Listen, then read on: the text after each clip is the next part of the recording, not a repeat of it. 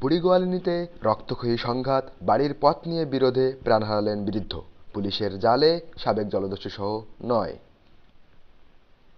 আবুজার গাজী, খুলনা বিভাগীয় প্রধান। সাতক্ষীরার শ্যামনগর উপজেলার বুড়িগোয়ালিনী ইউনিয়নের ১ নং ওয়ার্ডের জাবাখালী গ্রামে পৈতৃক ভিটার যাতায়াতের পথ নিয়ে রক্তক্ষয়ী সংঘর্ষে গোলাম হোসেন নামে এক ব্যক্তি নিহত হয়েছেন।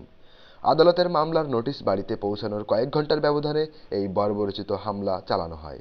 পুলিশ দ্রুত অভিযানে কুখ্যাত সাবেক জলদস্যু সেলিম মোড়ল সহ নারী পুরুষ মিলিয়ে ৯ জনকে গ্রেপ্তার করেছে। আদালতের দ্বারস্থ হয় কি কাল হলো? স্থানীয় সূত্রে জানা গেছে, নিহত গোলাম হোসেনের সাথে প্রতিপক্ষ এমান আলী মোড়লের ছেলেদের বাড়ির একটি ছোট্ট যাতায়াতের রাস্তা নিয়ে দীর্ঘদিনের বিবাদ ছিল। স্থানীয়ভাবে মীমাংসার চেষ্টা ব্যর্থ হলে গোলাম হোসেন আইনের প্রতি শ্রদ্ধা জানিয়ে সাতক্ষীরা আদালতের শরণাপন্ন হন। শনিবার ২০ ডিসেম্বর সকালে আদালতের মামলার নোটিশ বিবাদী পক্ষের হাতে পৌঁছালে তারা চরম হিংস্র হয়ে ওঠে। সকাল ৮টার দিকে সাইফুল, রেজাউল ও সাবেক জলদস্যু সেলিমের নেতৃত্বে একদল সশস্ত্র সন্ত্রাসী গোলাম হোসেনের ওপর অতর্কিত হামলা চালায়।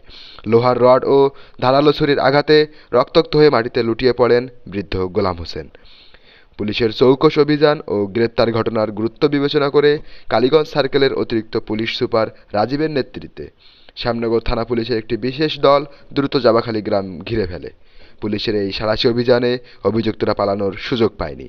গ্রেপ্তারকৃতরা হলেন সাবেক জলদস্যু সেলিম মোড়ল, সাইফুল, ফারুক, রেজাউল এবং পরিবারের নারী সদস্য মাসুমা, সফুরা ও জহুরা সহ মোট ৯ জন।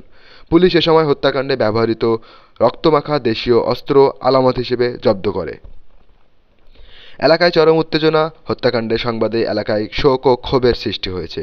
ঘটনার পরপরই উত্তেজিত জনতা ঘাতকদের বাড়িঘর ও ব্যক্তিগত সম্পত্তিতে ভাঙচুর চালায়। বর্তমান পরিস্থিতি নিয়ন্ত্রণে এলাকায় পুলিশি নজরদারি জোরদার করা হয়েছে। শ্যামনগর থানার অফিসার ইনচার্জ মোহাম্মদ খালিদুর রহমান জানান, আসামিদের আটক করা হয়েছে এবং লাশের সুরতহাল প্রতিবেদন তৈরির কাজ চলছে।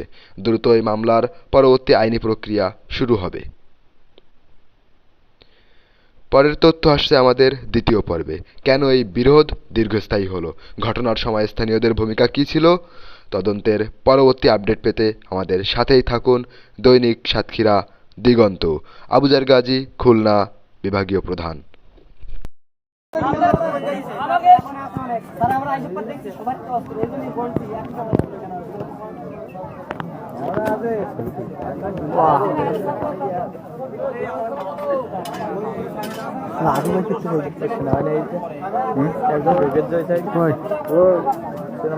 না না ঘুরাইলে তখন নিজে কামটা দাঁড়িয়ে নিয়ে যাওয়ার কোনো লাইন